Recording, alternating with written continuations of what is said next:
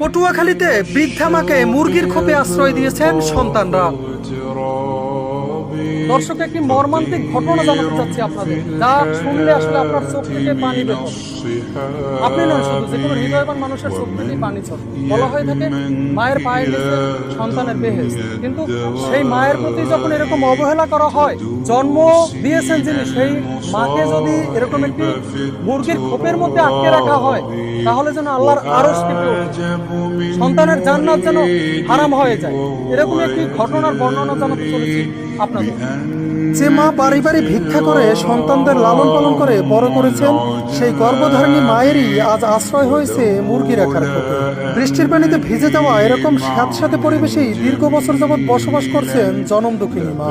মুরগি রাখার এই খোপটিতে নেই কোনো কাঁথা কিংবা বালিশ, এমনকি হাওয়া বাতাসও চলতে পারে না ঠিকঠাক। দেখা যায় এমন একটি ঘরেই কোনো মতে খুঁটোমুটো দিয়ে বসে আছেন অসহায় মা।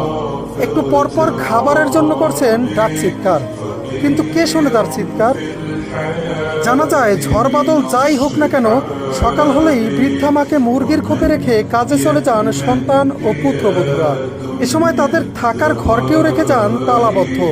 নিরুপায় হয়ে খাবারের আশায় নরবরে শরীর খেলা নিয়েই এবারে ওবারে ছুটে বেড়ান জনম দুঃখিনী মা। সম্প্রতি পা পিছলে আছাড় খেয়ে মাথা ফেটে যাওয়া সহ হাত ভেঙে গেছে বৃদ্ধা মা নূরজাহান বেগমের। সারাদিনের যন্ত্রণায়ও ছটফট করছেন তিনি। এছাড়াও একটু পানি খাওয়ার জন্য করছেন তীব্র আহাজারি, কিন্তু একাকী বাড়িতে তার এই করুণ আহাজারি শোনার জন্য কেউ নেই। কারণ আদরের ছেলেরা যে ঘর তালাবদ্ধ রেখে সকালবেলায় চলে যান এদিক সেদিক, ফেরেন আবার সন্ধ্যায়। সম্প্রতি বন্যা হওয়ার কারণে জোয়ারের পানিতে থই থই করছে নূরজাহান বেগমের খোপটির চারপাশ। এতে যেন তার মধ্যে কাজ করছে এক অজানা আতঙ্ক।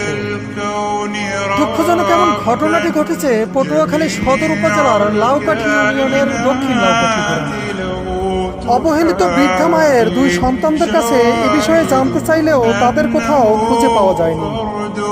10 মাস 10 দিনের তীব্র কষ্ট, প্রসব বেদনা, নিজে না খেয়েও সন্তানকে খাওয়ানো, ছোট থেকেই আদর যত্নে সন্তানদের শখ আহ্লাদ পূরণ করে বড় করা, এত ত্যাগ স্বীকার করেও মা নামক জান্নাতের টিকিট কি শেষ বয়সে এসেও একটু যত্নের ভাগিদার হতে পারেন না?